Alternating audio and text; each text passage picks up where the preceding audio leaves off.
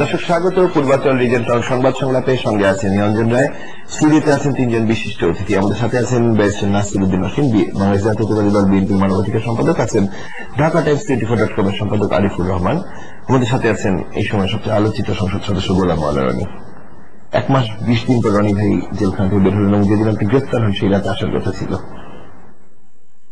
আসলে যেদিন আমি গ্রেফতার হলাম সেদিন আমার দুটো প্রোগ্রাম ছিল। আপনার এখানে একটা প্রোগ্রাম ছিল রাতে, এবং দুপুরে এটিএম বাংলার একটা প্রোগ্রাম ছিল। বারবার সস্ত্রীক সেটা ঈদের একটা অনুষ্ঠান ছিল।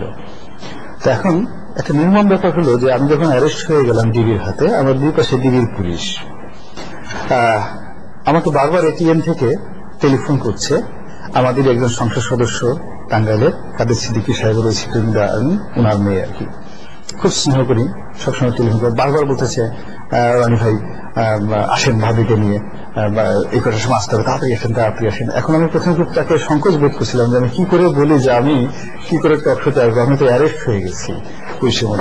যাই হোক, পরে লজ্জা সরের মাথাকে তাকে আমি বললাম যে পুনম, মেয়েটার নাম পুনম, পুনম ভাইয়া আমি খুব সরি, আসলে প্রোগ্রামটা আমি আসতে পারলাম না, তোমার একটা অন্য একটা গেট সিলেক্ট করো, আমি তো অ্যারেস্ট হয়ে গেছি।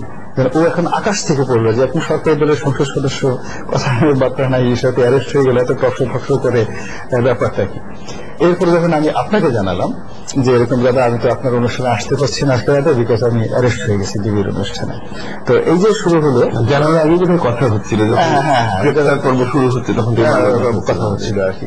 তো এটা টোটাল বিষয়টা ছিল একটা থ্রিলিং এর মতো, মানে এমন থ্রিলিং যে হিন্দি সিনেমাতে বা যে ধরনের একটা সাসপেনশন থাকে, ঠিক সেরকম একটা সাসপেনশন। আমি যাচ্ছিলাম সকালবেলা অফিস থেকে বের হলাম, আমি জানছি যে আমি অ্যারেস্ট হয়ে যাচ্ছি। এখন অ্যারেস্ট করার জন্য ডিবি পুলিশ আমার পিছিয়ে পিছিয়ে ঘুরছে। তো ডিবি পুলিশ পিছিয়ে পিছিয়ে ঘুরছে ডিবির গাড়ি। তা আমার একটা ভয় হলো তারা ডিবি অফিসার কিনা। তা আমি আজকে গাড়িটা নিয়ে তাদেরকে প্রথমে জিজ্ঞাসা করলাম যে আপনারা ডিবির অফিসার কিনা। তো বললেন হ্যাঁ আমরা ডিবির অফিসার। কেন? বলে স্যার আপনার সিকিউরিটি দেওয়ার জন্য আসছি। তো যেহেতু দিনকাল খারাপ, আমি করলাম যে আমার গাড়িটা টানতে টানতে একটা টান দিয়ে চলে গেলাম পুলিশ হেডকোয়ার্টারে, মানে মেট্রোপলিটন পুলিশ হেডকোয়ার্টারে, এবং ওই গাড়িটাও ঢুকলো। তো ওখানে যারা আমার পুলিশ কর্মকর্তা পরিচিত আছেন তাদেরকে বললাম যে দেখো তো একটা পুলিশ গাড়ি আমাকে এই করতেছে, ফলো করছে, তারা পুলিশ যদি পুলিশ হয়তো আমার কোনো অসুবিধা নাই। এবং তারা গিয়ে কনফার্ম করলো, তার মধ্যে ডিসি হারুন সাহেব ছিল, ডিসি আনোয়ার সাহেব ছিল, আনোয়ার হারুন। তারা গিয়ে বললো যে এই ঘটনা ঠিক আছে। তখন আমি বললাম যাচ্ছি নিশ্চিন্ত। তখন আমি তাদেরকে বললাম যে ভাই সাব ইন্সপেক্টরকে তুমি করে বললাম যে তোমরা তো হয়তো আমাকে অ্যারেস্ট করতেই আসছো, তো এই কথাটা বলার দরকার নাই, বিকেল পর্যন্ত কোর্ট থেকে অর্ডার ইস্যু না হওয়া পর্যন্ত তো অ্যারেস্ট করবা না আমাকে। তো এই সময়টা তুমি আমার সাথে সাথে থাকো, অ্যাজ ইট ইজ তোমরা আমাকে গার্ড দিচ্ছ, তাহলে তোমাদেরও ভালো লাগবে, আমার একটা মান মর্যাদা বাড়বে। তো এই অনুযায়ী তারা বললো যে স্যার ভালো বুদ্ধি। তো তা ওদের সাথে কথা বলতে বলতে প্রথমে গেলাম সুপ্রিম কোর্টে, হাইকোর্টে গেলাম। যে হাইকোর্টে গিয়ে দেখলাম যে কোনো আইনগত ভাবে আমি রেমিডিস পাই কিনা। তো আমার যারা লয়ার আছে তারা বললো যে না, যেহেতু এটা বিচারিক আদালতে, নিম্ন আদালতে আছে, সেখান থেকে বেল রিজেক্ট হলে বা বেল গ্রেপ্তার করা হলে নিয়ম অনুযায়ী জজ কোর্টে যেতে হবে, জজ কোর্ট থেকে পরে হাইকোর্টে আসবে, এই মতো হাইকোর্টে কোনো রেমিডিস নাই। আজকে গেল হাইকোর্ট থেকে, সেখান থেকে বের হয়ে আমি চিন্তা করলাম যে আমার একটা সাপ্তাহিক লেখা বের হয়, মোগল হারেমের দুনিয়া কাঁপানো প্রেম। তো যখন যাবোই জেলখানে, যাওয়ার আগে বসে বসে হারেমের ওই কথাটা লিখে যাই। তো বাংলাদেশ প্রতিদিনে গিয়ে আমি সেটা লেখার চেষ্টা করলাম। তো আমি বেশ অনেক লিখলাম। আমি সাধারণত 3000 ওয়ার্ড লিখি প্রতি সপ্তাহে। তো আমার প্রায় 1500 ওয়ার্ড লেখা হলো। তো এর মধ্যে অ্যারেস্ট মানে কোর্ট থেকে জারি হয়ে গেছে যে আমি অ্যারেস্ট হয়ে যাচ্ছি। অসম্মত থাকলো। পরে আমাকে সম্পাদক সাহেব নিজাম সাহেব বললেন যে রনি ভাই ওই সমস্ত প্রেম পরে এখন সত্যটা সংক্ষিপ্ত দেন, আপনাকে অ্যারেস্ট মানে কোর্ট থেকে জামিন হয়ে গেছে, আর জামিন বাতিল হয়ে গেছে। আর এর মধ্যে পীর হাবিব এসে বললো যে ভাই আপনি পারেনও, হ্যাঁ একদিকে আপনার মানে জামিন বাতিল হচ্ছে, পুলিশ বসে অ্যারেস্ট করার জন্য, আর এর মধ্যে আপনি মোগল হারেমের প্রেম লিখতেছেন। তো তার মধ্যে যেহেতু আমি এটা খুব সহজভাবে নিয়েছিলাম এই কারণে যে আমি নিয়তিকে খুব বিশ্বাস করি, তকদীরকে খুব বিশ্বাস করি, যে যেটা আমার নিয়তি মহান আল্লাহ রাব্বুল আলামিন আমার জন্য নির্ধারিত করে দিয়েছেন সেটা হবেই। ফলে আমি যত শোক করি, বিলাপ করি, ক্রন্দন করি, পৃথিবীর মানুষের কাছে আমি যত বেশি মাথা অবনত করি, আমার এই নিয়তি এক চুল এদিক ওদিক হবে না। ফলে নিয়তিটাকে স্বাভাবিকভাবে মেনে নিতে হবে। ঠিক এই বোধ এবং বুদ্ধি থেকে গ্রেপ্তার যখন হলাম তখন আমি যেমন স্বাভাবিক ছিলাম, ডিবি অফিসে যখন রাতে ছিলাম তখন স্বাভাবিক ছিলাম, কোর্টে গেলাম স্বাভাবিক ছিলাম, এবং এই যে 1 মাস 20 দিন আমি কাটিয়ে আসতাম।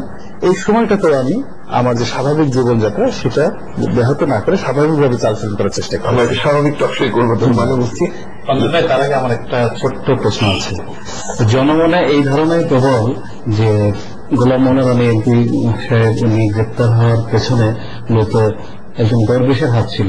শেয়ার বাজার লুটপাটের পেছনে দরবেশের যে দায়, এটা নিয়ে উনি বারবার কথা বলতেন, লিখতেন, সেই কারণে ওনাকে গ্রেপ্তার হতে হয়েছে। যদিও সাংবাদিকের সঙ্গে দুর্ব্যবহারের বিষয়টি সামনে টেনে আনা হয়েছে। তো একই সাহসকে ব্যারিস্টার নাসিরউদ্দিন অসীম বিএনপি নেতা উনি দেখাতে পারবেন? শেয়ার বাজার কেলেঙ্কারির সাথে কিন্তু মোসাদ্দেক আলী ফালুর নামও জড়িত।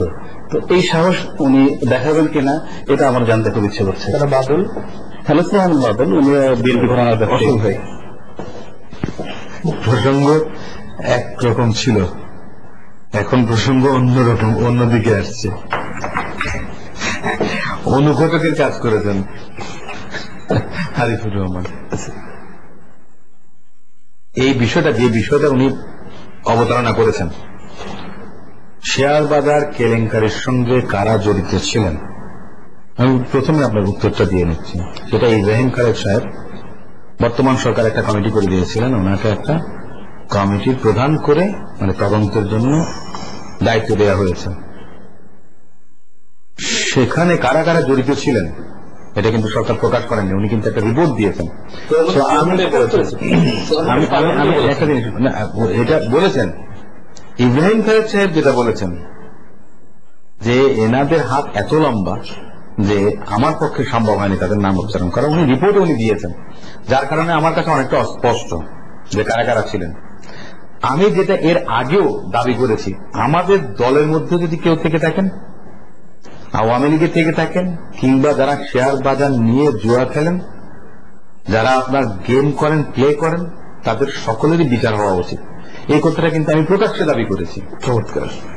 আমি এখনো দাবি করছি, আমার সেই দাবি থেকে আমি এক চুল পরিমাণ আমার নড়ছি না। এটাও প্রসঙ্গ, আমরা ব্যাখ্যা করছি, প্রসঙ্গে চলে আসি। না, আমি এখন যেটা আসছে, রনি ভাইয়ের যে কথাটা, যে দারিদ্র যখন তাড়া করে, প্রেম তখন জানলা ভেঙে পালিয়ে যায়।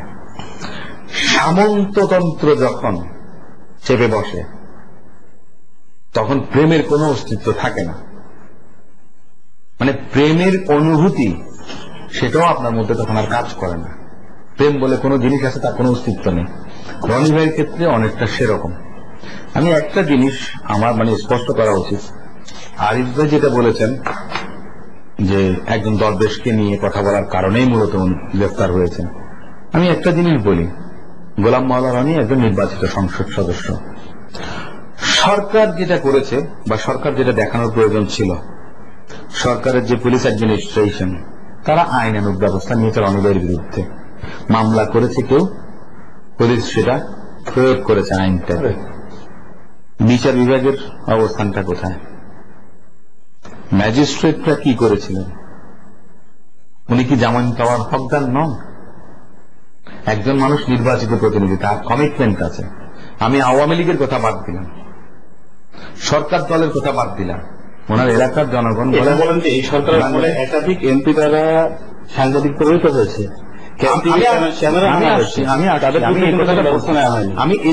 আমি অন্যদের কথা মানে এখনো আসি, আমি গোলাম মাওলা রনির কথা বলছি। গোলাম মাওলা রনি তো পালিয়ে বেড়াতেন না বা দেশ ত্যাগ করতেন না।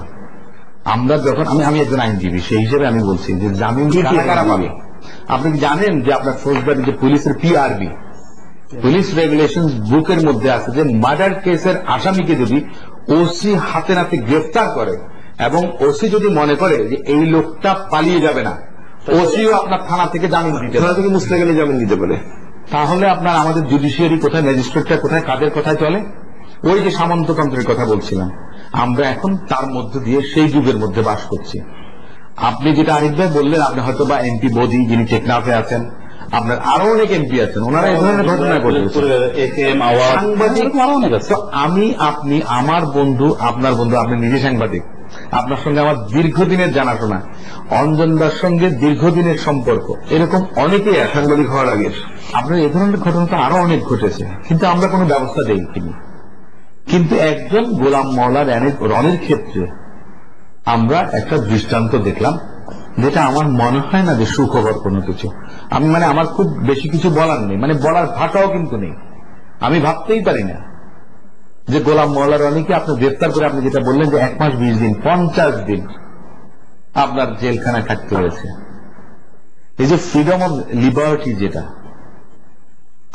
উনি দোষী কি নির্দোষ সেটা তো আপনার আইনের বিষয়, সেটা তো বিচারের বিষয়, সেটা ভিন্ন জিনিস। আমি বিচার প্রক্রিয়া ব্যাহত হোক, বিঘ্নিত হোক, আমি সেটা চাই না, কিন্তু যে জামিনের কথাটা আমি বলছি, এবং ওই যে আমাদের জুডিশিয়ারির কথা বলছেন, লোয়ার জুডিশিয়ারির কথা বলেন, উচ্চ আদালতের কথা বলেন, সব জায়গায় কিন্তু একই অবস্থা, যে সরকারের মুখাপেক্ষী থাকি আমরা সকলে। এটা দুর্ভাগ্যজনক। এই অবস্থাটার নিরসন হওয়া উচিত। ধন্যবাদ। আমি আমার মানে বেশি বক্তব্য আমি বুঝতে পেরেছি, একজন আইনজীবী হিসেবে আপনি বললেন। বলুন আরিফুর রহমান। অঞ্জন ভাই, গোলাম মোল্লা রনি যদি দোষী হন, নিঃসন্দেহে তার বিচার হতে পারে বা বিচার হওয়া উচিত, এটা আমি মনে করি। তো উনি আসলে কতটা দোষী সেটা ভবিষ্যতে সেটা প্রমাণ হবে। কিন্তু ওনার চাইতে অনেক বেশি দোষ করে আওয়ামী লীগের এমপিরা যে পার পেয়ে গেছেন, এটা কিন্তু সবাই জানেন। কামাল মজুমদার একজন মেয়ে সাংবাদিকের হাত ধরে তার ক্যামেরা ভাঙার চেষ্টা করেছেন, প্রকাশ্যে একাধিক টিভি চ্যানেলে এটি এসছে, বিভিন্ন গণমাধ্যমে এসছে। পিরোজপুরের একজন এমপি, উনি একাধিক সাংবাদিককে হত্যার হুমকি দিয়েছেন। আপনার উনি যেটা বললেন যে কক্সবাজারের বদি, উনি একাধিক সাংবাদিককে প্রহৃত করেছেন। একটি ঘটনায়ও মামলা হয়নি এবং তাদের বিরুদ্ধে কোন আইনানুগ ব্যবস্থা নেওয়া হয়নি। এর মাধ্যমে কিন্তু একটি জিনিস প্রমাণিত, যে গোলাম মোল্লা রনির ব্যাপারে অতিমাত্রায় বাড়াবাড়ি করা হয়েছে। উনি যদি কোনো সাংবাদিকের সঙ্গে দুর্ব্যবহার করে থাকেন, উনি কাউকে যদি মেরে থাকেন, যেটা বলা হচ্ছে, তাহলে সেই ব্যাপারে কেন ব্যবস্থা নেওয়া হলো না? কামাল মজুমদারকে কেন আপনার ছাড় দেওয়া হলো না? আমি শেষ করতে পারেন আমাকে। এর মাধ্যমে একটি জিনিস প্রমাণিত, যে শেয়ার বাজারের কেলেঙ্কারির মাধ্যমে লাখ লাখ মানুষকে যারা পথে বসিয়েছে, দৃষ্টি অন্যদিকে ঘোরানোর জন্যই কিন্তু আজকে গোলাম মোল্লা রনিকে জেলে যেতে হয়েছিল। এটা কিন্তু সাধারণ মানুষ মনে করেন, কারণ আমরা প্রতিদিন শত শত হাজার হাজার মানুষের সঙ্গে আমাদের যোগাযোগ বেশি। রনি ভাই কি মনে করেন শুনি? রনি ভাই। না, এখানে আমি তারা দুজনে যেভাবে বক্তব্য দেন আমার জন্য বেশ বিব্রতকর। মানে আমাকে প্রশংসা করতে গিয়ে বা আমাকে সেভ করতে গিয়ে আমার কোন সহকর্মী সম্পর্কে যখন প্রসঙ্গক্রমে নাম চলে আসে, যাদের নাম দীর্ঘদিন উচ্চারিত হচ্ছিল না, এখন তাদের নাম যদি এই মুহূর্তে আবার চলে আসে, তাহলে চিন্তা করে তারা দ্বিগুণ ভাবে আমার প্রতি বিক্ষুব্ধ হয়ে উঠবেন, যে তুমি একে তো অপকর্ম করেছো, অপকর্ম করে আবার টকশোতে গিয়ে, আবার টকশোতে গিয়ে আমাদের নামটা আবার পুনরায় আনার বিরুদ্ধে। আমার মূল কথাটা হলো, সুনির্দিষ্ট অভিযোগের ভিত্তিতে আমাকে গ্রেপ্তার করা হয়েছে, এবং গ্রেপ্তার করতে গিয়ে যে জিনিসটি করা হয়েছে সেটা হলো যে আমাকে যখন, যেটা নাসিম সাহেব বললেন যে আমার সাথে সাংবাদিকদের একটা অনভিপ্রেত ঘটনা ঘটেছে, সেটিও দেখাতে আপনার কাছে না, আমি বলছি সেটা, যেহেতু সেটা সাবজুডিস হয়ে যাবে, এখন মামলা আছে, আমি বিষয় বলতে চাচ্ছি না, যেটা সাবজুডিস হয়ে যাবে, একটা অনভিপ্রেত ঘটনা ঘটেছে, যেটা নিয়ে মামলা হয়েছে। মামলায় বিধি মোতাবেক আমি জামিন নিয়েছি এবং আদালত আমাকে সম্মান দেখে আমাকে মুসলিমের জামিন দিয়েছে। কিন্তু পরবর্তীতে দেখা গেল যিনি বাদী, তিনি আবার তার আইনগত অধিকার বলে শাহবাগ থানায় আবার একটা মামলা করেছেন, জিডিটি করেছেন যে আমি তাকে হুমকি দিয়েছি, ধমকি দিয়েছি, এবং বিচারিক যিনি তদন্তকারী কর্মকর্তা, তিনি সঙ্গে সঙ্গে এইটা সত্যতা পেয়েছেন। যে শুধু তাই না, তিনি এও সত্যতা পেয়েছেন যে আমি, বাদী বলেছে যে আমি তাকে টেলিফোনে হুমকি দিয়েছি, আর বিচারিক যিনি থানার সাব ইন্সপেক্টর, তিনি বলেছেন শুধু হুমকি দেয়নি, আমি সঙ্গী সাথী সহ আপনার শাহবাগের সামনে যে টিএসসি আছে, সেই টিএসসি ওখানে বাদীকে আক্রমণ করেছে। এইভাবে রিপোর্ট দেওয়ার পরে যখন বিচারপতি দেখলেন, মানে বিচারক দেখলেন, সম্মানিত বিচারক দেখলেন যে এই লোক তো ভয়াবহ ডেঞ্জারাস লোক, কেননা দেখো যে ভদ্রলোক যে যখন প্রথমে সাংবাদিকের সাথে এরকম একটা ঘটনা করলো, এরপর সে টেলিফোনে হুমকি দিল। তো টেলিফোনে হুমকি দিল, নিঃসন্দেহে যিনি মানে অভিযোগ দাখিল করেছেন তিনি অত্যন্ত সম্মানিত একজন মানুষ, আত্মমর্যাদা, তাকে যে আবার লোকজন সহকারে ফেস টু ফেস তাকে অপমান করা হয়েছে, এই কথাটা উনি লজ্জায় বলে নাই, যে কথা পুলিশ অফিসার লজ্জায় বলে দিয়েছে। ফলে এই লোককে তো জামিন বাতিল করতেই হবে, ফলে সেই কারণে আমাকে জামিন বাতিল করলো। জামিন বাতিল করার পরে আমি গ্রেপ্তার হলাম।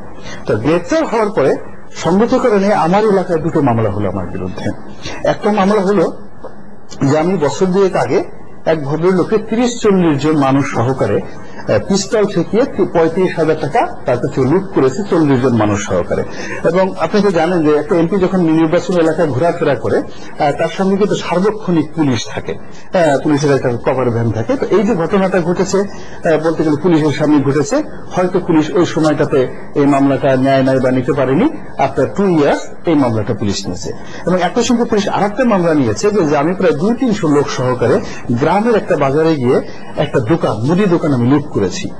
এখন এই যে দেখেন পরপর আবার আরেকজন লোক করলো জুডিশিয়ারি একটা সিভিল কোর্টে গিয়ে দেখা গেল যে 79 কোটি টাকা আমি লুটপাট করেছি সরকারের জায়গা থেকে। পরে বিচারক ওখানে বললেন যে আপনার সর্বসাকলে 5-6 কোটি টাকা যেখানে সরকারের বরাদ্দ হয় না, তো সেখানে 79 কোটি টাকা করে কি করে, অতএব এটা এখানে না করে ধরুন এটা দুদকে তদন্ত না, ওই মামলাটাও হতো আর কি। তো এই যে নির্বাচনী এলাকায় যে দুটো মামলা হলো, সেই দুটো মামলা প্লাস ঢাকা কোর্টে একটা মামলা, এই 3টা মামলা নিয়ে কি করলো, এই যে 3 কোর্ট অর্থাৎ ঢাকা একটা কোর্ট, পটুয়াখালীর একটা কোর্ট, গলাচিপার একটা কোর্ট, এইভাবে ঘোরাফেরা করতে করতে কখন যে 1 মাস 20 দিন সময় চলে গেছে, আমার উকিলরাও টের পায় নাই, আমিও টের পাই নাই। মধ্যখানে আমার একটা ঈদ চলে গেছে, আমার একটা রোজা চলে গেছে, আর আমার জীবনের অনেক স্বর্ণালী মুহূর্তগুলো জেলখানার অভ্যন্তরে চলে গেছে। এবং এই সময়টাতে আমি আমার দলের জন্য, আমি আমার নির্বাচনী এলাকার জন্য প্রতিশ্রুত যে কাজ করার জন্য অঙ্গীকারবদ্ধ, সেই কাজগুলো করতে পারিনি। এবং আমি এটাকে আমার জীবনের একটা দুর্ঘটনা হিসেবে আমি মনে করছি, এবং এই দুর্ঘটনা থেকে আমাকে অনেক কিছু পাঠশালা, এটা আমার কাছে ব্যাপারটা একটু ভিন্ন আঙ্গিকে হতে পারে। বিকজ কারাগারটা যদি যখন দেখা যাচ্ছে প্রতিপক্ষ অর্থাৎ বিএনপির লোক আওয়ামী লীগকে নিচ্ছে, আওয়ামী লীগ লোকজন বিএনপি নিচ্ছে, যে রাজনৈতিক হয়রানিমূলক মামলা হয়, সেখানে কিন্তু রাজনৈতিক নেতা যারা আছেন তাদের পরিপক্কতা বৃদ্ধি পায়, সাহস বৃদ্ধি পায়, শক্তি বৃদ্ধি পায়। তা আমার বিরুদ্ধে মামলা হলো আমার দল ক্ষমতায় এবং আমি সরকার দলীয় সংসদ সদস্য, আমার বিরুদ্ধে মামলা হলো ছিনতাইয়ের মামলা, দোকান লুটের মামলা। তো এর মধ্যে আমার রাজনৈতিক পরিপক্কতা দেখলেন, আমার তো গলায় দুইটা মরা উচিত। তো এই যে অপমান লাঞ্ছনা, তো এই যে আপনার এখন সিদ্ধান্ত, আপনি যে গোলাম মাওলা রনি ছিলেন সেই রনি থাকবেন না গলায় দড়ি দেওয়ার চেষ্টা করবেন? না, আমার প্রথম বক্তব্যটা হলো যে যতদিন সরকারের আমি এমপি নির্বাচিত হয়েছি আজকে 5 বছর, এই 5 বছর একটা বিশ্বাসকে লালন করে, একটা সততাকে ধারণ করে আমি কিছু কথা বলেছি এবং সেভাবে বিশ্বাস করেছি, যে কথাগুলো বিশ্বাস করেছি সেই কথাগুলো বলেছি। এবং আমি আমার ব্যক্তিগত জীবনে সেই জিনিসটি অক্ষরে অক্ষরে অনুসরণ করার চেষ্টা করেছি। আমার প্রতিপক্ষ যারা আছে তারা সর্বতভাবে চেষ্টা করেছে আমি এই অন্তরীণকালীন সময় আমার দুর্নীতির প্রত্যেকটা বিষয় তন্ন তন্ন করে খুঁজে বের করার জন্য। তো সেই বিশ্বাস থেকে আমি নড়ব না। 1 2 নম্বর হলো যে রাজনীতি বলেন, যা কিছু বলেন, সেটা মানুষ করে 2 ধরনের জন্য করে। কিছু মানুষ আছে তাদের মধ্যে একটা বেনিভোলেন্টনেস কাজ করে, একটা সততা কাজ করে, আর সম্মান প্রাপ্তি, আমি সম্মান পেতে চাই। কিন্তু রাজনীতি করতে এসে যদি কেউ সম্মানের পরিবর্তে ছিনতাইকারী হয়ে যায়, লুটকারী হয়ে যায়, দোকান লুটেরা হয়ে যায়, কিংবা আরো উপাখ্যান হয়ে যায়, তাহলে সেই মানুষের রুচি এবং মন মানসিকতা কিভাবে কাজ করবে সময় সেটা বলে দেবে আর কি। তো যেখানে আমি আমার উদ্দেশ্য যদি থাকে সম্মানের জন্য, তাহলে এই কাজের ভিতরে যদি আমার সম্মান বৃদ্ধি হয় আমি অবশ্যই পূর্ণ উদ্যমে কাজ করব। আর যদি আমি মনে করি যে না, এই সমস্ত কাজে আমার সম্মান বৃদ্ধি পাচ্ছে না, তখন আমাকে আমার মতো করে চিন্তা করতে হবে কি করে আমার সম্মান থাকবে। একটু অন্যদিকে নিতে চাই আলোচনা, নিশ্চয়ই রনি ভাই প্রসঙ্গ আসবে, কিন্তু আমরা যদি মার্জনা করবেন দর্শক, আমাদের রাজনীতির দিকে তাকে আমরা বিভিন্ন সময় দেখেছি যখন কেউ এক ধরনের ভিন্ন মতের জায়গায় অবস্থান নিয়েছেন, তিনি কিন্তু নানাভাবেই নানা ধরনের ঘটনা করতে আমরা দেখেছি। গোলাম মাওলা রনিকে কিছু কি কারণে জেলখানায় যেটা হচ্ছে সুশাসনের প্রতিকূলটি হতে পারে সেটা না, কিন্তু এর আগে কিন্তু আমাদের অতীত অনেক ট্র্যাক রেকর্ড আছে গত 10-15 বছরের। হ্যাঁ, কিন্তু এই জায়গা থেকে রাজনীতি কি বের হয়ে আসবে না? আমি এই কথাটা রনি ভাইকে জিজ্ঞেস করতাম, যে কথাগুলো রনি ভাই ইলেকট্রনিক্স মিডিয়া কিংবা আপনার প্রিন্ট মিডিয়াতে লিখেছেন বা বলেছেন। রনি ভাই তো সংসদ সদস্য, নির্বাচিত সংসদ সদস্য, পার্লামেন্টে কেন তিনি এ সমস্ত বিষয়গুলো আনেননি? এক্স্যাক্টলি, মানে এই প্রশ্নটা কিন্তু আমাকে, এই সূত্রটা কিন্তু আমাকে দিয়েছেন বঙ্গবন্ধু মৎস্যজীবী পরিষদের ফেরদৌস ভাই। হ্যাঁ, উনি আমাকে জিজ্ঞেস করেছিলেন। আমার প্রশ্নটা সে জায়গাতে যে আপনি তো নির্বাচিত প্রতিনিধি, আপনাকে আপনার এলাকার জনগণ পাঠিয়েছে সংসদে গিয়ে কথা বলার জন্য, মানুষের জন্য কথা বলার জন্য। আপনি যে সমস্ত সমস্যাগুলো, আপনি যতদিন টক শোতে এসেছেন আপনি অনেক বেশি সোচ্চার ছিলেন এবং দায়িত্বদাহ হয়েছিল সরকারের বা যে কোনো কোয়ার্টারের, তাদের কোনো বেস্টের ইন্টারেস্ট ছিল যেটার পরিপন্থী আপনার বক্তব্যগুলো গিয়েছিল। সে কারণে আপনাকে এই 50টা দিন কারাগারে অন্তরীণ থাকতে হয়েছিল। আমার কথাটা হচ্ছে যে সবচেয়ে ইফেক্টিভ কথা আজকে সরকার থেকে বলা হয় যে বিরোধী দল কেন সংসদে এসে তত্ত্বাবধায়ক সরকার কিংবা কোনো বিষয় যদি থেকে থাকে এটা কেন বলেন না। সেম জিনিসটা, আমার প্রশ্নটা এটা, আপনি এটা পার্লামেন্টে বলেননি এবং অঞ্জনদা যে ক্লুটা দিয়ে দিয়েছেন, টিপসটা দিয়ে দিয়েছেন যে পার্লামেন্টে যে আর্টিকেল 70 অনুচ্ছেদ যেটা, যে দলের কোন ডিরেক্টিভের বিরুদ্ধে আপনি ভোট দিতে পারবেন না, দলের বিরুদ্ধে কথা বলা যাবে না, এমন কোন কথা নেই। কিছু কিছু ক্ষেত্রে আপনার যে রেস্ট্রিকশন যতটুকু আছে, কিন্তু তার বাইরে যেখানে আপনার কারো সংসদ সদস্যপদ যাবে না, আর্টিকেল 70 কে যেখানে ভায়োলেট করা হবে না, আপনি কোন আপ টু দ্যাট এক্সটেন্ট আপনি পার্লামেন্টে কতটুকু বলেছিলেন। আর ইলেকট্রনিক্স মানে পাবলিক, এই যেখানে মনে করেন যে পাবলিকের এক্সেসটা বেশি, ইলেকট্রনিক্স মিডিয়া এবং আপনার প্রিন্ট মিডিয়া আজকাল মানুষ সব জায়গাতেই কিন্তু দেখে এবং পড়ে, কিন্তু পার্লামেন্টের যে প্রসিডিংস হয় কিংবা আপনার ডিবেট হয় এগুলি মানুষ খুব একটা বেশি কিছু দেখে না, কারণ পার্লামেন্ট আপনার অনেকটা একদলীয় হয়ে গেছে। আমার এটা একটা আপনার কাছে থাকলো। আরেকটা জিনিস অঞ্জনদা যেটা বললেন, অঞ্জনদা এই সংস্কৃতির পরিবর্তনটা হওয়া উচিত ছিল আমাদের অনেক আগে। আমাদের দুর্ভাগ্য বা আমার কাছে মানে খুব হতাশা লাগে যে আমরা যে আগে যেটা ছিল সেটা থেকে উত্তরণের কোনো পথ বের করতে পারেনি। একটা দেশে যে সরকার যখন নির্বাচিত হয়, ক্ষমতায় আসলে মনে করেন যে আমরাই, জনগণ আমাদেরকে ম্যান্ডেট দিয়েছে, আমরাই সরকার পরিচালনা করব, অন্য কোনো মত পথ উপেক্ষা করে জনগণের স্বার্থের কথা তোয়াক্কা না করে দেশ আমরা চালিয়ে যাব, স্টিয়ারিং আমাদের হাতে। আমার মনে হয় না যে এটা সঠিক। পৃথিবীর সমস্ত দেশগুলোতে আপনার সরকার বিরোধী দলকে সঙ্গে নিয়ে কিন্তু দেশ পরিচালনা করার অন্তত চেষ্টা করে, অন্তত শেয়ার না দিক, কিন্তু আপনার যে আইডিয়াটা, ভিউজটা, সেটা অন্তত শেয়ার করে অ্যাটলিস্ট। সেটা কার জন্য? ওই দলের জন্য না, বা যারা সরকার আছে তাদের জন্য না।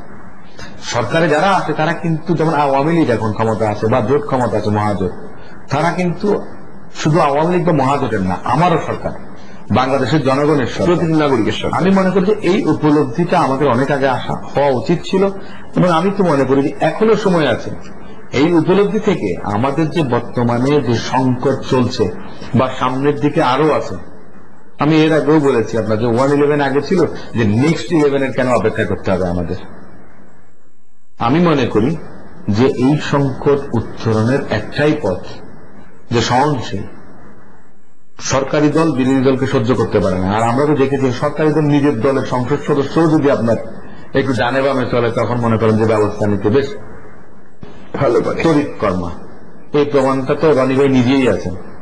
আবার যাকে পছন্দ হবে না তাকে আপনার কি করতে হবে সেটাও জানা যাচ্ছে, আবার যেখানে ওনাদের কোনো ইন্টারেস্টের সমস্যা নেই সে জায়গাতে আপনার পার পেয়ে যাচ্ছে অনেকে। ধন্যবাদ। আরিফ ভাই বলেছেন, অনেক এমপি রেফারেন্স দিয়েছেন, সেই রেফারেন্স পর্ব শেষ করেছেন। আপনি কোন রাজনৈতিক সংস্কৃতি বদলাবেন? আপনি জানেন যে বিগত বিএনপি সরকারের আমলে সাবেক বিমান বাহিনী প্রধান air vice marshal Jamal Uddin আহমেদকেও কিন্তু ঘড়ি ছিনতাই মামলা দেওয়া হয়েছিল। এই সরকারের আমলে গোলাম মওলা রানী, উনিও কিন্তু ছিনতাই মামলার আসামি, সরকার দলীয় সংসদ সদস্য। এই সরকার আসার পরে সাবেক শিক্ষা প্রতিমন্ত্রী ইসমাইল হক মিলন, ওনার বিরুদ্ধে ঘড়ি ছিনতাই মামলা হয়েছে। 70 বছরের বৃদ্ধাকে ধর্ষণের অভিযোগে মামলা হয়েছে। এরকম প্রায় 70টি মামলা ইসমাইল হক মিলনের বিরুদ্ধে আছে। আপনি কোন রাজনৈতিক সংস্কৃতি বদলাবেন? যে রাজনীতিতে একজন ব্যক্তি বা রাজনীতিবিদ সংসদ সদস্য হলে গতকাল রিক্সায় চললে 1 বছর পরে BMW গাড়ি চড়েন, আপনি কোন রাজনৈতিক সংস্কৃতি বদলাবেন? যিনি আপনার এর আগে 1 লাখ টাকা ট্যাক্স দিতেন, তিনি আপনার এখন ব্যাংকের মালিক, তিনি ইন্স্যুরেন্সের মালিক, তিনি ICF এর মালিক, তিনি IGW এর মালিক। আপনি কোন রাজনৈতিক সংস্কৃতি বদলাবেন? তার আগে তো আপনাকে তাহলে এই রাজনৈতিক নেতৃত্বকে ঠিক হতে হবে। নিশ্চয়ই তারা ঠিক হবে না, আসলে আমরা বিরতিতে যাই। দর্শক, ছোট্ট একটা বিরতিতে যাব আমরা। কতগুলো প্রশ্ন একজন নগণ্য উপস্থাপক হিসেবে আমার মাথায় ঘুরপাক খাচ্ছিল। আমরা রাজনীতিতে বিশ্বাস করি, আমরা রাজনীতি নিয়ে এগিয়ে যেতে চাই, কিন্তু রাজনীতি মানে কখনো দেখেছি আমরা রেল লাইনে একজন সাবেক রাষ্ট্রপতিকে ছুটে যেতে, কখনো দেখেছি অগ্নিদগ্ধ বাড়ি, কখনো দেখেছি তাচ্ছিল্যের মুখে পড়েন ডক্টর কামাল। কিন্তু রাজনীতিবিদরা কি পারেন না নিজেদের এই সংকটগুলোকে নিজেদের মধ্যে সমাধান করে তাদের শ্রদ্ধার জায়গাটি পরিষ্কার করতে? এই প্রশ্ন নিয়ে ছোট্ট একটি বিরতি।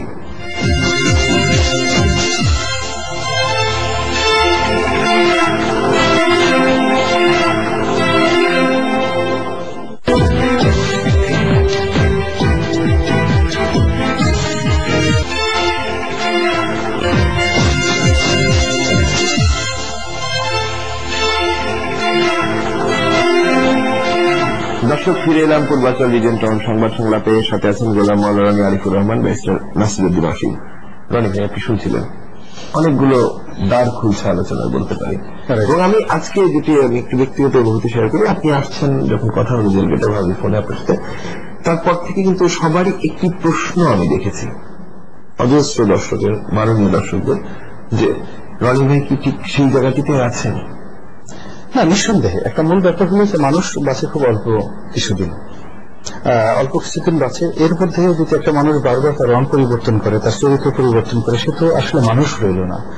তো আমি মনে করি যে আমি যেভাবে আল্লাহ রাব্বুল আলামিন আমাকে পৃথিবীতে একজন মানুষ হিসেবে সৃষ্টি করেছেন, আমি ঠিক সে মানুষ হিসেবেই জন্মগ্রহণ করতে পেরেছি, যেভাবে মৃত্যুবরণ করতে চাই মানুষ হিসেবে।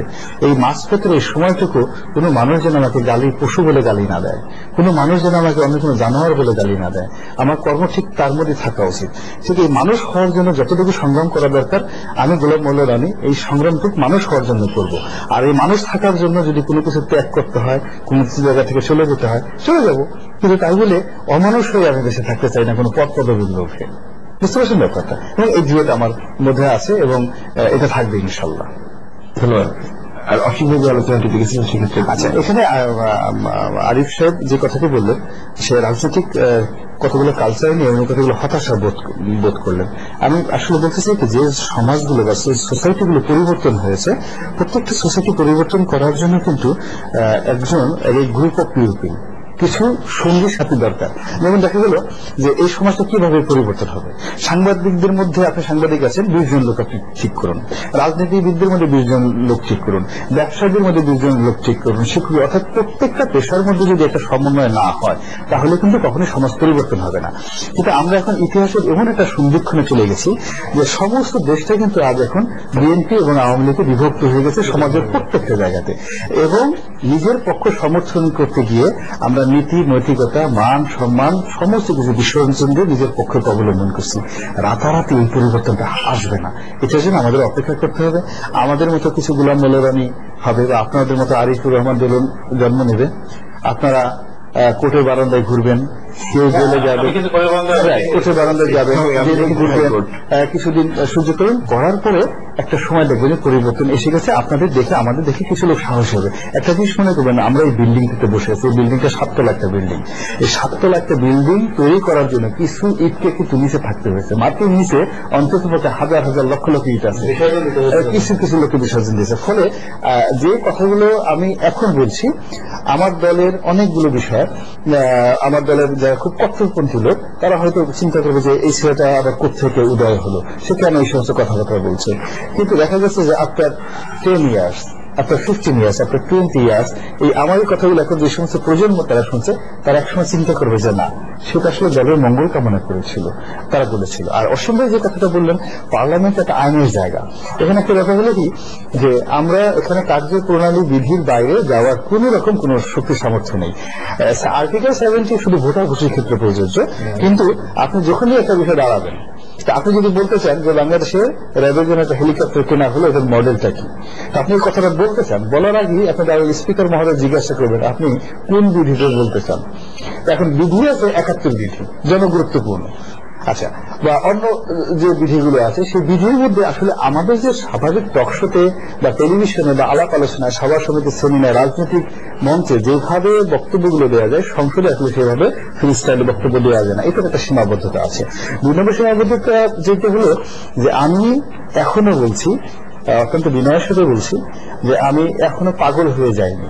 আমার কাছে নিজেকে এখনো সুস্থ মানুষ হিসেবে মনে হয়, এবং আমি কখনো পাগল ছিলামও না। আমাকে কোনো পাগলাগারদে ভর্তি করানোর কোনো ইতিহাস বা নজির নাই আর কি।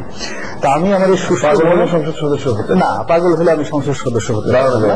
আমি মোটামুটি সুস্থ আছি শারীরিকভাবে, মানসিকভাবে। এই সুস্থতা নিয়ে আমি যে কথাগুলো বলেছি, বিশ্বাস থেকে বলেছি এবং সেই বোধ থেকে বলেছি, আমার কাছে মনে হয়েছে যে এই কথাগুলো আমার বলা উচিত আমার দলের মঙ্গলের জন্য, আমার দলের কাজের জন্য। আচ্ছা, আপনি একটা ছোট উদাহরণ দিই।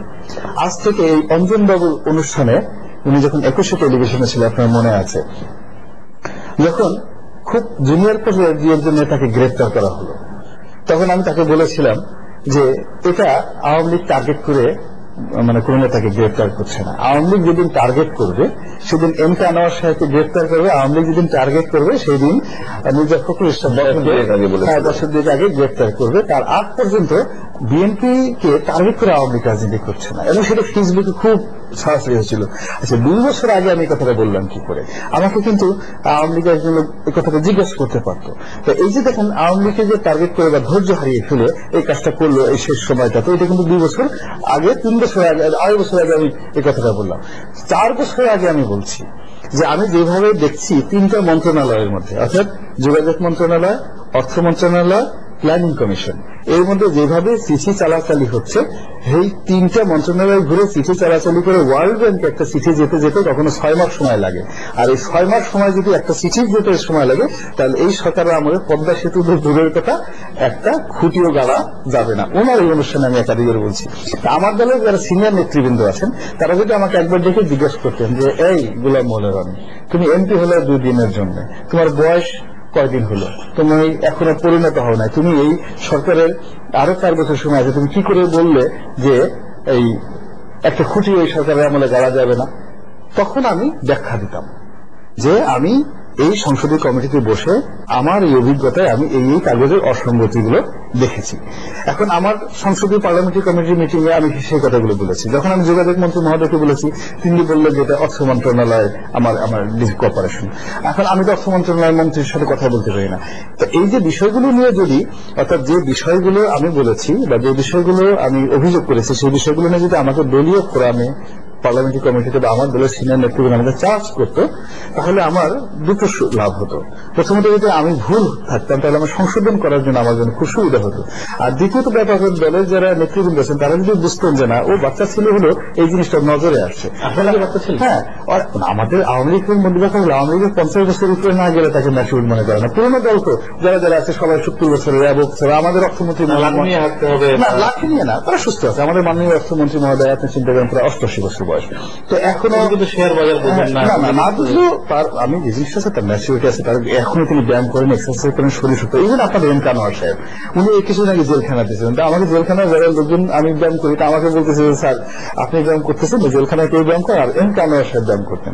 উনি বেল বেঁধে, পেটে বেল বেঁধে, হাত প্যান্ট করে উনি প্রতিদিন সেখানে এক্সারসাইজ করতেন, এবং তার 88 বছর বয়সে তিনি এখনো সবল সক্ষম আছেন। ফলে বয়স হলে যে বড় কথা না, শারীরিকভাবে তো সুস্থ থাকা যায়, কিন্তু মাঝে মধ্যে হয়তো মানুষের একটা ব্যাপার আমিও তো দেখেন আমি সবাইকে নরম হওয়ার বুদ্ধি দিই, অথচ দেখা যাচ্ছে যে কিছু কিছু ক্ষেত্রে আমিও উত্তেজিত হয়ে যাই। ফলে মানুষের মধ্যে কিছু বলেছেন বলে আপনার মনে হয়? না, আমি কখনো কখনো বেসামাল কথা হয়তো বলতে পারি। নচেত মূল ব্যাপার হলো যে আমি যদি সবসময় নিজের পক্ষে সাফাই গাই যে আমার সব কথাই ঠিক, তাহলে আমিও তো ঠিক সেই মানুষদের মধ্যে পড়ে গেলাম যাদেরকে আপনারা সুরাচারী বলেন। আমার বক্তব্যটা হলো যে আমার কোনো আলোচনাই যেটা যে পারফেকশন 100% থাকবে আমি এটা আশা করি না। সেটা সমালোচনার দাবি রাখে, সেটা রেকটিফাই দাবি রাখে। তবে আমাদের দলের মধ্যে আমরা এই বছর যে একটা সুন্দর মানে একটা সম্ভাবনার সৃষ্টি হয়েছিল, প্রায় 50 জনের মতো তরুণ প্রজন্মের এমপি আসছিল যাদের বয়স 50 বছরের নিচে। যদি আমাদেরকে শিক্ষা দেওয়া হতো এভাবে কথা বলতে হবে, যদি আমাদেরকে শিক্ষা দেওয়া হতো পার্লামেন্টে এই জিনিস করতে হবে, যদি আমাদের দায়িত্ব ভাগ করে দেওয়া হতো তোমাদের মধ্যে এই জিনিসগুলো কাজ করবে, এই 50টা সংসদ সদস্য, 50 জন সংসদ সদস্য, যেটা আওয়ামী লীগকে আগামী 50 বছর না হলে অন্তত 30-40 বছর নেতৃত্বের একটা জায়গাতে সুন্দর পরিপূর্ণতা করতে পারত। কিন্তু কেবলমাত্র শিক্ষার অভাবে, হুইপিং এর অভাবে আমাদের মধ্যে এই সম্ভাবনা না, অনেক এমপি দেখবেন যে আগামী দিনে আমরা হারিয়ে গেছি, ইতিহাসে আমাদের নাম হয়তো অনেকেরই থাকবে না। কেবলমাত্র যে আমরা চেয়ার পেলাম, পদ পদবি পেলাম, কিন্তু আমরা এই হুইপিংটা পাইনি। আমাদের হুইপিংটা হয়নি না, মানে হুইপিং বলতে ওই জিনিসটা বলছি যে গোলাম মোল্লা সেক্ষেত্রে আপনি আপনার পার্লামেন্টারি কমিটিতে বলতে পারতেন। আমার পার্লামেন্টারি কমিটিতে হলো চমৎকার কথা আপনি এটি বলছেন। পার্লামেন্ট অসীম বলছিলেন যে পার্লামেন্টারি কমিটি কথা বলার সুযোগ ছিল না না, এখানে দলীয় ফোরামদের মধ্যে দেখা হলো যে দলীয় ফোরামে আমি বাংলাদেশ আওয়ামী লীগের কোন মানে কেন্দ্রীয় কমিটির কোন সদস্য নয়। যদি আমি সদস্য থাকতাম আমি আমার কথাগুলো অবশ্যই বলতাম। সেই জন্য কমিটিতে বসে আমাদের যে যখন পার্লামেন্টের অধিবেশন হয় সেগুলো সংসদীয় দলের বৈঠক হয়, সেটা খুবই নির্ধারিত এবং খুবই সিলেক্টিভ কিছু কথাবার্তা হয়, এবং এই ধরনের কথাবার্তা বলার মতো আসলে সেখানে ঠিক প্রশ্ন আছে। আমি জানি না এই প্রশ্নটিকে আপনি ভুল বুঝবেন না, যে আপনি যে কথাগুলো অবলীলায় বলতে পারছেন, হ্যাঁ, এই কথাগুলোকে আপনি কখনো কি লিখিত আকারে দলীয় হাইকমান্ডকে দিয়েছেন? আমি একবার দিয়েছিলাম, কেন মূল ব্যাপার হলো দলীয় হাইকমান্ডকে আমি একবার লিখিতভাবে এই জিনিসগুলো আমার বক্তব্যগুলো দিয়েছিলাম, এবং সেটা রিসিভ করার কপি আমার কাছে আছে, এবং সেটা জায়গা মতো করছে কিনা সেটা বলতে পারবো না, কারণ আসলে হাতাহাতি। কারণ অনেকেরই কিন্তু এই বিষয়টি আমি আসলে যাচ্ছি এক ধরনের আছে যে রনি ভাই যা বলছেন বা আপনার সাথে আলোচনার আগে রনি ভাই যা বলছেন তাতে অনেক সময় হয়তো দল এক ধরনের বিব্রতকর অবস্থায় পড়ছে, সামনে নির্বাচন ইত্যাদি এই ধরনের ভাবনাও কিন্তু কিছু যারা একদম অ্যাক্টিভলি রাজনীতি করছেন, দল করছেন, তাদের মধ্যে কিন্তু আছে। সুতরাং এই জায়গাগুলো মধ্যে আপনার ব্যাখ্যা করা আমি জেলখানাতে গিয়ে আমি একান্ত অনুভূতি আমার যে জিনিসটা হলো, যেমন কিছু কিছু বিষয় আসলে আমার ভুল হয়েছে। কিছু কিছু বিষয় যেমন সঠিক, আমি বলবো যে আমার এখনো সঠিক আছে, তবে আমার সব বিষয় সঠিক ছিল না, কিছু কিছু বিষয় আমার ভুল হয়ে গেছে। সেই ভুলগুলো কিরকম, যেমন দেখা গেল যে আমি টু দি পয়েন্টে মানুষের নাম উল্লেখ করে কিছু অভিযোগ উত্থাপন করেছি, কিন্তু আমাদের সিরাজতলিত ভাষায় একটা কথা আছে যে কোন ব্যক্তিকে নয়, অর্থাৎ তুমি চোরকে নয় চুরিকে ঘৃণা করো, সিস্টেমের সাথে সিস্টেমের কোন একজনের সাথে নয়। কিন্তু আমার যে কথার বক্তব্য কি হলো কি, আমি দেখা গেল যে একটা সিস্টেমের কথা বলতে গিয়ে সিস্টেমের পরিচালকের আক্রমণ করে বসেছি কখনো কখনো। এটা আমার একটা ভুল বিষয় ছিল, যেটা আমি জেলখানায় গিয়ে একান্ত ভাবনা আমার কাছে মনে হয়েছে আমার এই কাজগুলো করা ঠিক নয়। ফলে কি হচ্ছে যে কি পয়েন্টে আমাদের আওয়ামী লীগের একটা বড় দল, এই দলের সবকিছু আসলে সবাই নিয়ন্ত্রণ করতে পারে না, এত বড় দল, এটা বিএনপিও সম্ভব না, কিন্তু এই নিজের অজান্ত নিজের এই কিছু অজ্ঞানতার কারণে দেখা যাচ্ছে যে আমি কিছু মানুষকে ব্যক্তিগতভাবে আক্রমণ করে তাদেরকে ব্যক্তিগত শত্রু বানিয়ে ফেলছি। ফলে আমি যখনই এই গর্তের মধ্যে পড়েছি, ওই সমস্ত ইউনিটগুলো একসাথে কাজ করে এমন ভাবে ইউনাইটেড হয়ে গেছে যে এর মধ্যে যাকে বলে একটা মাইন্ডেড চিপার মতো পড়ে, যারা যারা আপনার সমালোচনার শিকার হয়েছেন তারা একীভূত হয়েছে, সবই একীভূত হয়ে গেছে। এবং ওই সমালোচনার জায়গাটাতে আসলে আমার ওইভাবে সমালোচনা করাটা ঠিক হয়নি। যেমন দেখা গেল যেমন কথা বলতে গিয়ে আমি কোন একটা মন্ত্রণালয়ের কর্মকাণ্ড সম্পর্কে বলতে পারি, কিন্তু দেখা গেল যে আমি যদি মাননীয় মন্ত্রী মহোদয়ের নাম ধরে পয়েন্টিভ ভাবে একটা কথাবার্তা বলি, এটা আসলে কোন দেশের কোন সমাজই এটা সৌজন্য মানে মধ্যে পড়ে না। শেয়ার মার্কেট নিয়ে আপনার শেষ যে লেখাগুলো ছিল সেখানে যে ব্যক্তিগুলোকে আক্রমণ করেছিলেন, সেই আক্রমণটি ঠিক ছিল না? আমি এখন যেটা ভাবে মনে করছি, আমার এখানে আমার কিছু আমার অ্যামেন্ডমেন্ট আছে। যেমন বাংলাদেশের শেয়ার মার্কেটে একটা কেলেঙ্কারি হয়েছে, লক্ষ লক্ষ মানুষ গৃহহীন হয়েছে, অনেক আত্মহত্যার সামিল হয়েছে, এবং এটা এ যাবৎকালের আমাদের সরকারের জন্য একটা বিব্রতকর বিষয়, এটা ঠিক।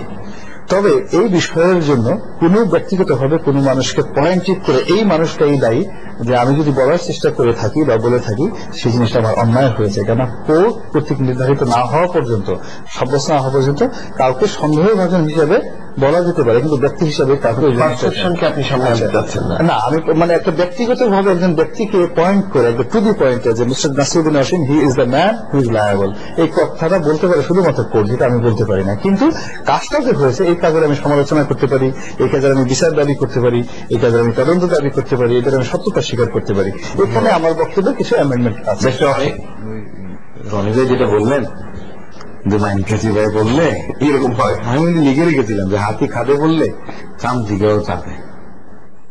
এটাই হলো গিয়ে বাস্তবতা, সংস্কৃতির কথা যেটা আরিফুজ্জামান দোলন ভাই বললেন যে রাজনৈতিক সংস্কৃতি, কোন সংস্কৃতির কথা বলছেন? চামচিকার চাপাচাপি হাতে যখন খাতে পারে, এটাই আমাদের মানে part of our culture, political culture, nasty culture. যেটা আমার একটা জিনিস যে রনি ভাই যেটা বললেন যে কারো নাম উল্লেখ করা উচিত না, যদি ডেভিয়েশনটা যেটা আমরা সবসময় একটা জিনিস খেয়াল করি, success has many followers, loser or failure has none. এখন রনি ভাই কি সেটা উপলব্ধি করেছেন? আমি এই কথাটা এই কারণেই বলছি যে আজকে আমি কারাগারে গেছি, যাদের কারণে আমার সেই উপলব্ধি থেকে আমি এখন বলছি যে আমার উচিত হয়নি।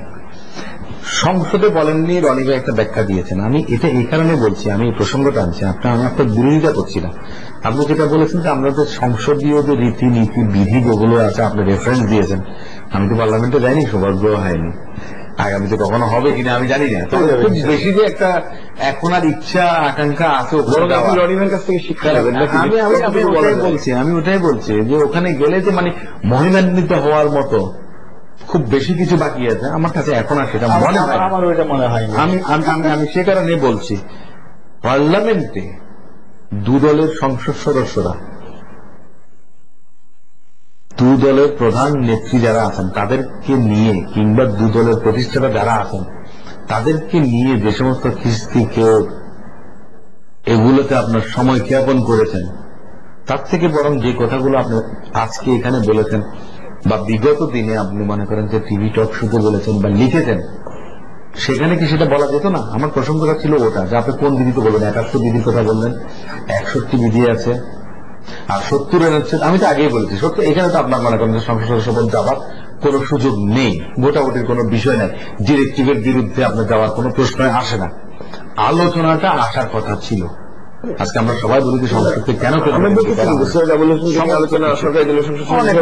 অনেক হয়েছে, অনেককে নিয়ে হয়েছে। যাই হোক, এটা নিয়ে আর নতুন করে মানে আমি এই করবো না। সংসদের শেষ অধিবেশন যে কথাগুলো বিগত দিনে বলেছেন সেগুলো আমি মনে করি যে আবার মনে করেন যে আপনি পার্লামেন্টে রিপিট করতে পারবেন। হয়তো এখন আপনার যেটা হয়েছে যে মানে শিক্ষা হলে কি করতে, এখন হলে হয়তো নাম নাও বলতে পারেন, কিন্তু যে সমস্ত ঘটনাগুলো ঘটেছে সেগুলো অন্তত আসা উচিত। এটা আমি একটা জিনিস বলতে চাই। আর আরেকটা জিনিস যে রনি ভাই যেটা আপনি ফোর্সি করেছেন 2 বছর আগে যে এমপি আনোয়ার সাহেবও জেলে যেতে পারে, মির্জা ফখরুল ইসলাম আলমগীর সাহেবও যেতে পারে, তাহলে উনি ফোর্সি করেছেন যে বাংলাদেশে আওয়ামী লীগ, আমি ওই যে সামন্ততন্ত্রের কথা বলেছিলাম, উনি কিন্তু এই দলে থেকে সেটা অনেক আগ থেকে উনি রিয়েলাইজ করেছেন, আউট অফ হিস রিয়েলাইজেশন উনি অনেকটা মানে উনি তো বলেছেন যে আগেই নেতা কর্মীরা আপনার কামচারা যাবে জেলে, কিন্তু এখনো তো অমুকরা যায়নি। 2 বছর আগে আপনি নিজে যেটা স্বীকার করলেন এরা যেতে পারে, তার মানেটা কি? এই দলটার অবস্থানটা কি? আরিফ ভাই যেটা বললেন যে অমুকরা করেছে তারা যায়নি, কিন্তু গোলাম মোল্লা রনিকে দিতে হয়েছে, এটা হচ্ছে নিয়ত নির্মম পরিহাস। আমার কথা হচ্ছে যে এই পরিহাস আর কতদিন? আমরা রাজনীতিবিদরা যদি জনগণের সঙ্গে উপহাস করেই যাই, মানুষ কিন্তু আমাদের ক্ষমা করবে না।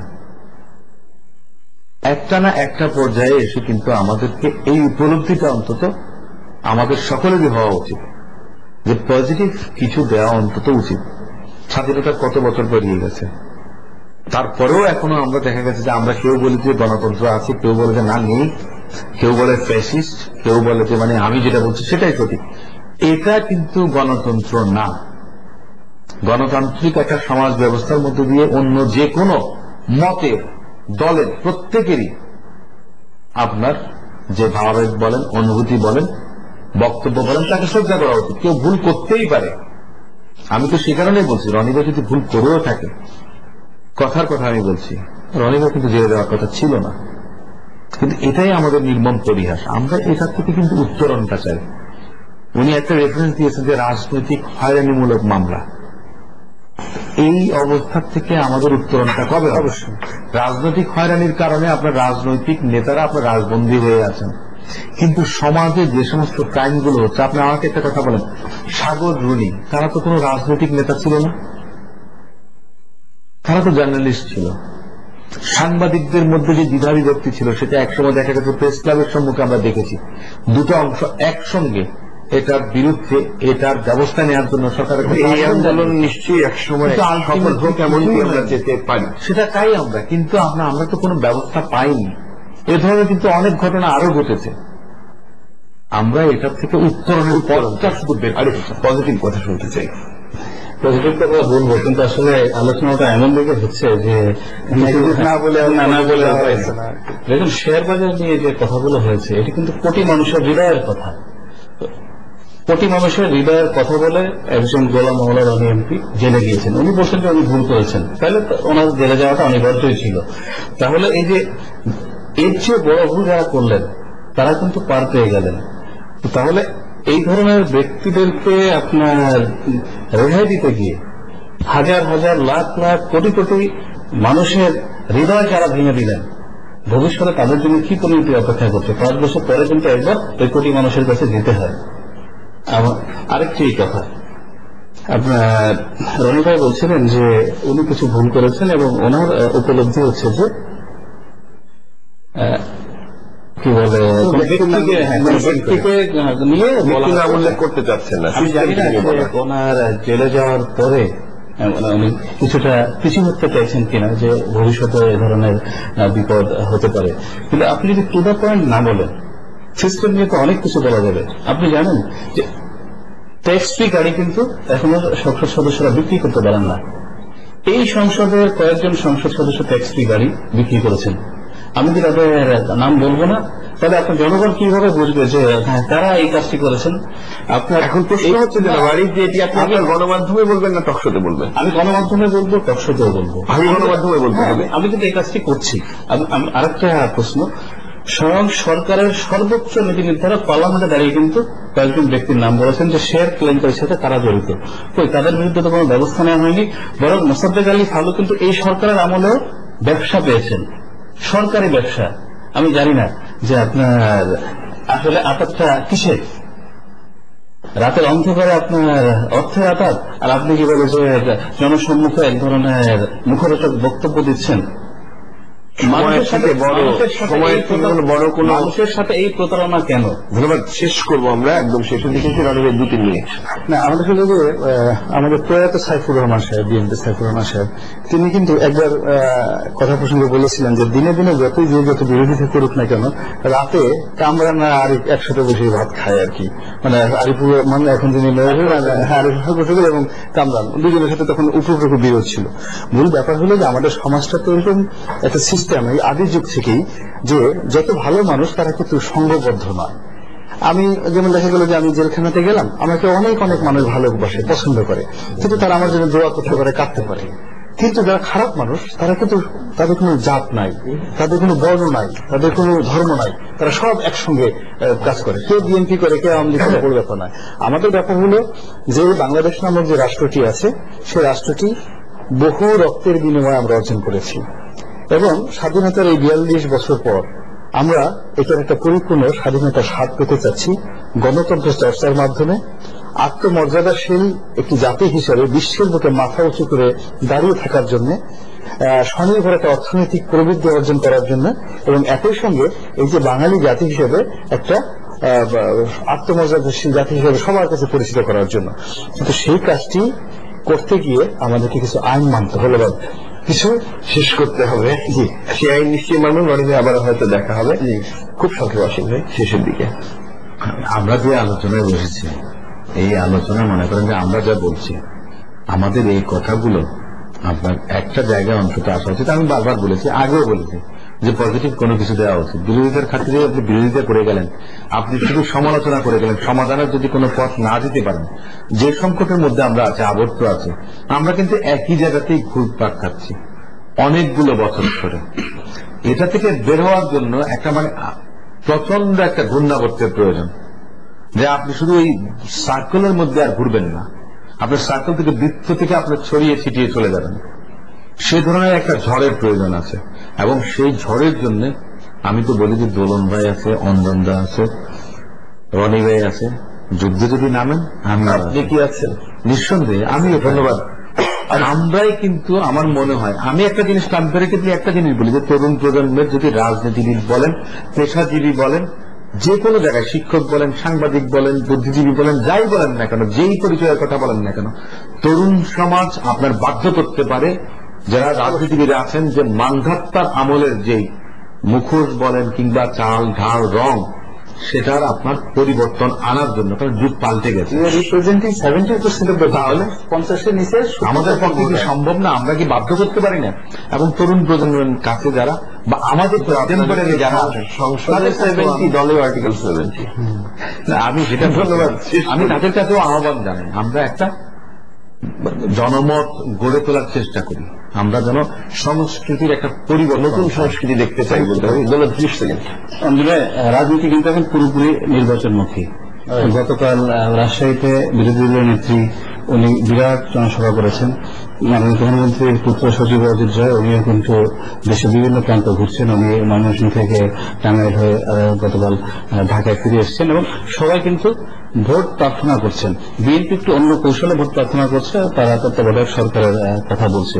তো আমার যে বক্তব্য হচ্ছে যে নির্বাচন নিয়ে কিছু অনিশ্চয়তার কথা বিরোধী দল বা বিভিন্ন মহল থেকে বলা হচ্ছে। এই অনিশ্চয়তাটা কেটে যাক, আমরা পুরোপুরি গণতান্ত্রিক একটি পরিবেশে নির্বাচন যেন দেখতে পারি এবং অবাধ সুষ্ঠু নির্বাচন। সুশাসন। ধন্যবাদ, চমৎকার। ধন্যবাদ ব্যারিস্টার নাসিরউদ্দিন হাসান, ধন্যবাদ আরিফুর রহমান, ধন্যবাদ গোলাম মাওলা রানী এমপি। দর্শক, মাননীয় দর্শক, প্রতিদিন তো কথা বলি যে আজকে বোধহয় একটু আত্মপক্ষ সমর্থন করা দরকার। কারণ অনেকে প্রশ্ন তুলেছেন এক ধরনের আমাদের সম্মানিত নেতৃবৃন্দের একটি ঘোষণা ছিল, তারপরে এই শোটিতে আমি কেন গোলাম মাওলা রানীর সাথে। মাননীয় দর্শক, আমি একজন মানুষ, তারপরে আমি একজন সংবাদকর্মী। আমি একজন মানুষ, তারপরে আমি একজন উপস্থাপক। আমি একজন মানুষ, তারপরে কথিত পরিচিত মুখ। আমি একজন মানুষ হিসাবে আমার চিন্তা এবং বিবেকের স্বাধীনতার অধিকার আমার সংবিধান দেয়, আমার বড় হয়ে ওঠা দেয়, আমার ভাবনা দেয়। এবং সেখান থেকে বিশ্বাস করি যে আসলে কোনো এম্বার্গো নয়, সবকিছু সবার কথা জানা উচিত। সেক্ষেত্রে যদি কেউ ক্ষুব্ধ হন, মার্জনা নয়, আমি আমার ব্যাখ্যা দিচ্ছি তাদের কাছে। এবং আমি ব্যক্তিগতভাবে সাদাকে সাদা, কালোকে কালো বলতে পছন্দ করি। কখনো উচ্চ আদালতের বারান্দা, কখনো হয়তো বড়মাল্য, কোনোটিকে খুব বেশি গুরুত্ব দেয়নি এবং সেখানে এইভাবে বলা, এবং সেজন্য আজকের আয়োজন। সবাই ভালো থাকবেন।